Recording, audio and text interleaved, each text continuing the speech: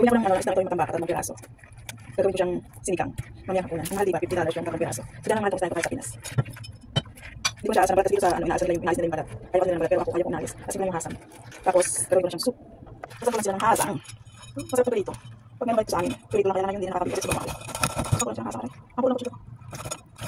Hindi ako marunong. Ganun ko siyang ginting. Diba lakas. Kaya ko ng kamatis. Aray! Gusto ko nga isa pa lang. Sugatan na.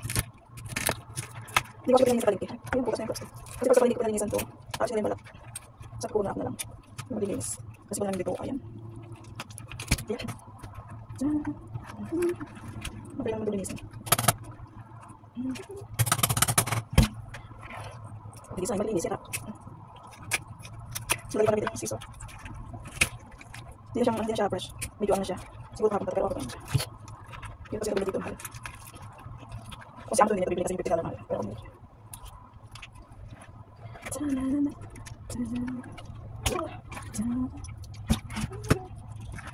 Next muna yun. $50 times 7 pesos. Ito mahal yung tayo pag-compare sa peso. Hindi na sabihin sa mahal yung mga bilhin dito. Ay, may group. Ayan. Daging. Sarap lang ito nirito. Hindi ko nawawala yung flavor pag sila nakikita.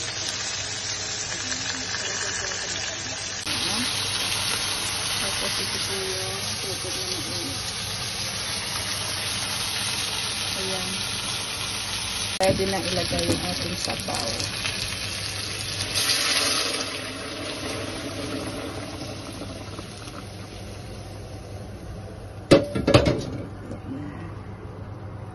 Para may soup, pabulakan lang po. No?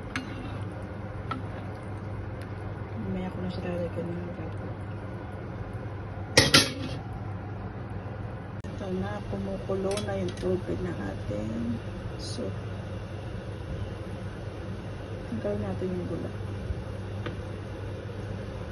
Ano bang tawag ito sa atin? Sashado ba nilalagyan ng sabaw ang isda? Ito kasi aasin ko yung isda tapos nalagyan ko yung ingredients para sa soup.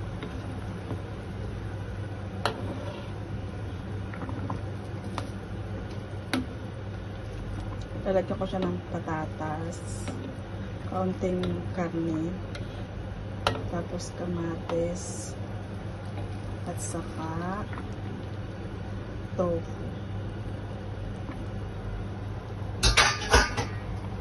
Ito na po, naisalin ko siya sa kasarola. Ilagay ko yung ating karne iniwa na para malasa yung isda sa tansa.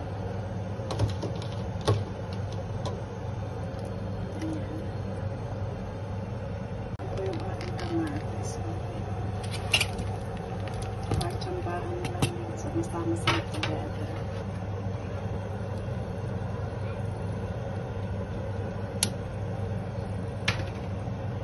Ito na po siya, yung ating sinigang na matambaka sa kamatis.